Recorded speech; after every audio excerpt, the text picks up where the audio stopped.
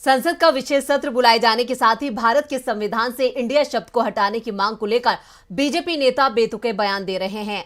RSS प्रमुख मोहन भागवत के बयान के बाद बीजेपी सांसद ने इंडिया शब्द को संविधान से हटाने की मांग की है। जब से इंडिया गठबंधन हुआ है उसके बाद से बीजेपी नेता और पीएम मोदी को इंडिया शब्द से नफरत हो गई है। तो क्या इंडिया से डरती है बीजेपी? देखते हैं ये रिपोर्ट। बीजेपी सांसद हरनाथ सिंह यादव ने विपक्षी गठबंधन इंडिया पर निशाना साधा है। हरनाथ सिंह यादव ने कहा कि पूरा देश मांग कर रहा है कि हमें इंडिया की जगह भारत शब्द का इस्तेमाल करना चाहिए।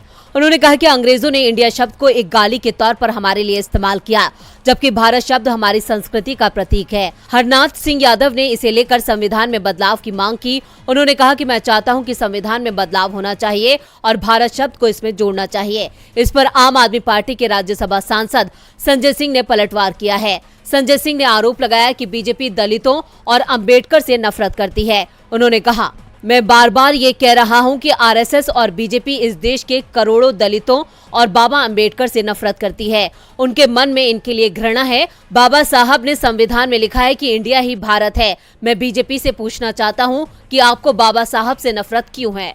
उन्होंने आगे कहा, जब उन्होंने संविधान में लिख दिया उसको क्यों बदलना चाहते हैं? इस देश के करोड़ों लोग सड़क पर उतरकर इसका विरोध करेंगे। मैं मोदी जी और भागवत जी को आगाह करना चाहता हूं कि बाबा साहब के सम्मान में छेड़छाड़ मत करो, भारत के संविधान में छेड़छाड़ मत करो।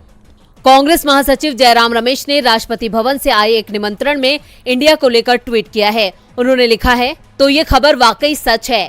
राष्ट्रपति भवन ने 9 सितंबर को G20 रात्रि भोज के लिए सामान्य इंडिया के राष्ट्रपति के बजाय भारत के राष्ट्रपति के नाम पर निमंत्रण भेजा है। अब संविधान में अनुच्छेद 1 पढ़ सकते हैं, इंडिया जो भारत है राज्यों का एक संघ होगा, लेकिन अब इस राज्यों के संघ पर भी हमला हो रहा है। आपको बता दें कि विपक्षी नेताओं की बेंगलुरु बैठक में गठबंधन को इंडिया नाम दिया गया था। उसके बाद से ही पीएम मोदी और बीजेपी नेताओं को इंडिया के नाम से नफरत हो गई है, क्योंकि बीजेपी के खिलाफ अब इंडिया एकजुट है और बीजेपी को चुनावों में अपनी हार दिख रही है। इसलिए बीजेपी इंडिया के खिलाफ ही जंग छेड़ती नजर आ रही है।